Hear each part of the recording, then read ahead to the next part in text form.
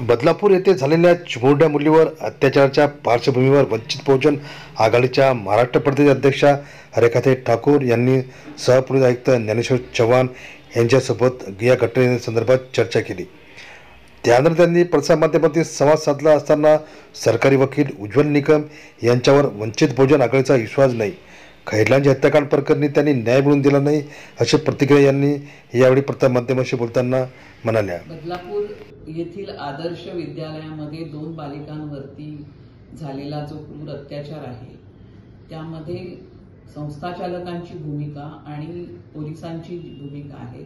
याच्यामध्ये राजकीय हस्तक्षेप होत असल्याचा लोकांना शंका आहे आणि त्यामुळे या यंत्रणांवरती लोकांचा विश्वास राहिलेला नाही। या परिस्थितीमध्ये उज्ज्वल निकम यांची सरकारी वकील म्हणून महाराष्ट्र सरकारने नियुक्ती केलेली आहे।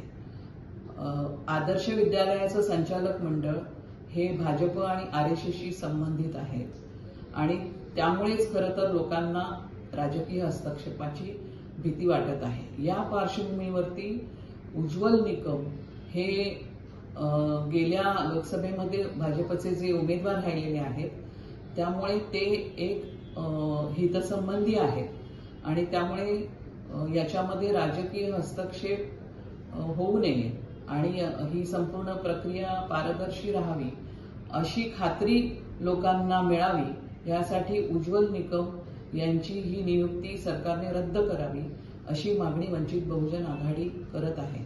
आणि दुसरं यातलं महत्त्वाची गोष्ट म्हणजे या अगोदर उज्ज्वल निकम यांचा जो ट्रॅक रेकॉर्ड राहिलेला आहे खैरलांजी प्रकरणामध्ये आणि मोहसिन शेख हत्याकांड केसमधील त्यांचा जो काही सहभाग राहिलेला आहे यामुळे त्यांची भूमिका ही संशयास्पद आहे आणि त्यामुळे ही नियुक्ती सरकारने ताबडतोब रद्द करावी आणि त्या जागी दुसरा वकील त्वरित नियुक्त करावा अशी मागणी वंचित बहुजन